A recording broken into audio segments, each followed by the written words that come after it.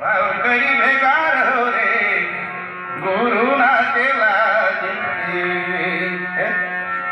આ સત્સંગ કરી સુખી થાજો રે ગુરુના ચેલા સત્સંગ કરી સુખી થજો ગુરુના ચેલા. સમય પણ વીતતો જાય છે, 1:30 વાગ્યો છે. આરતી વાળા પણ તૈયારી આવી આ ભગવાન પાછળ જવાથી છે